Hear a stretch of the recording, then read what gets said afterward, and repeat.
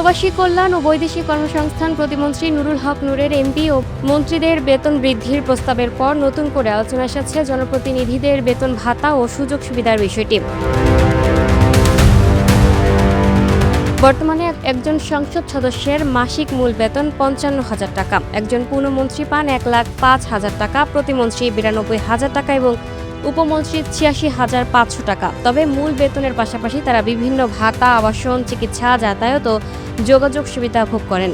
আইন অনুযায়ী এমপি ও মন্ত্রীদের বেতন স্বয়ংক্রিয়ভাবে বাড়ে না। বেতন ভাতা বৃদ্ধি করতে হলে জাতীয় সংসদে আইন সংশোধনের মাধ্যমে তা অনুমোদন করতে হয়। সর্বশেষ ২০১৬ সালে তাদের মূল বেতনে বড় ধরনের পরিবর্তন আনা হয়েছিল। সংসদ সদস্যরাও মূল বেতনের বাইরে নির্বাচনী এলাকা ভাতা, অফিস খরচ, পরিবহন ভাতা, বাড়ি ভাড়া, চিকিৎসা সুবিধা এবং ভ্রমণ সুবিধা সহ বিভিন্ন সুযোগ সুবিধা পান। অন্যদিকে মন্ত্রী, প্রতিমন্ত্রী ও উপমন্ত্রীরা সরকারি বাসভবন, সরকারি গাড়ি, জ্বালানি, গৃহকর্মী, ব্যক্তিগত কর্মকর্তা এবং দেশ বিদেশে চিকিৎসা সুবিধা সহ আরও বিস্তৃত সুযোগ সুবিধা ভোগ করেন।